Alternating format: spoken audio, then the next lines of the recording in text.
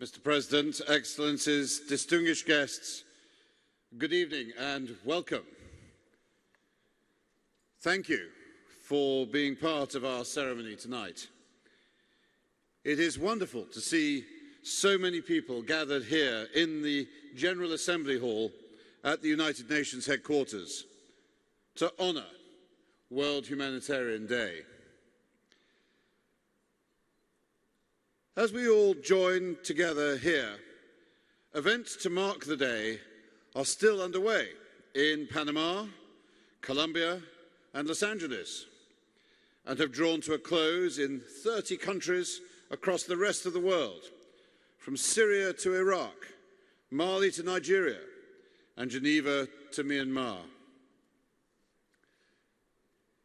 In our hearts, this World Humanitarian Day, are all the aid workers and volunteers who have made the ultimate sacrifice, losing their lives, selflessly carrying out their duties, helping others, the most vulnerable people on our planet.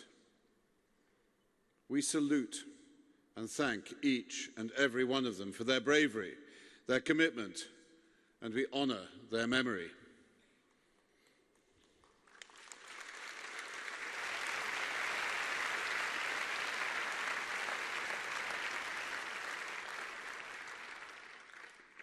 They are our daily inspiration, and we are also here to show our solidarity and share our humanity with the 130 million crisis-affected people around the world today who we serve. As we gather here, at this very same moment, 300,000 people in eastern Aleppo are under siege, at risk of death by bullet, bombing, starvation and sickness. 2 million people in South Sudan who have fled terror and are trying to stay away from terror, are being killed or raped.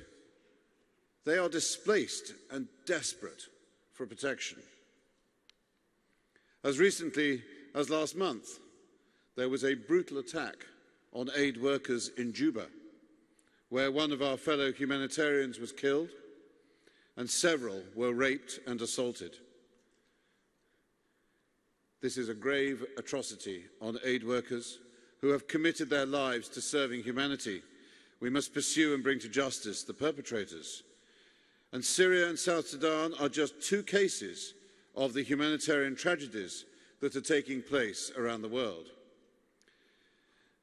This year's World Humanitarian Day comes on the heels of the very successful World Humanitarian Summit held in Istanbul earlier this year, which drew high-level representation from over 180 of the 193 countries of the world and thousands of members of the world's family of humanitarians in the United Nations, in the NGOs, in the private sector and academia.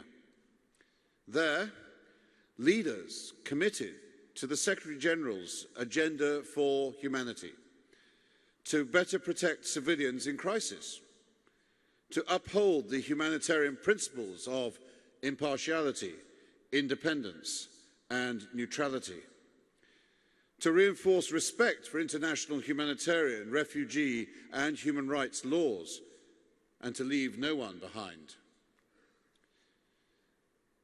These leaders, they also confirmed that preventing and ending conflict is the single most effective way to reduce humanitarian suffering. They and we, in urging all leaders on, have much more work to do to translate their ambitions into actions to deliver on this goal. But it is not too late to do so. So leaders, millions of people around the world are looking to you to act with compassion and conviction.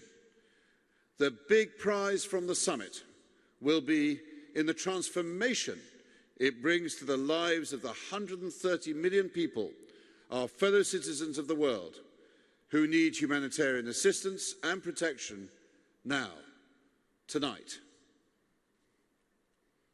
So I would now like to welcome to the stage Deputy Secretary-General Jan Eliasson, someone whose commitment and authorship of so much of the architecture of the United Nations humanitarian assistance needs no introduction.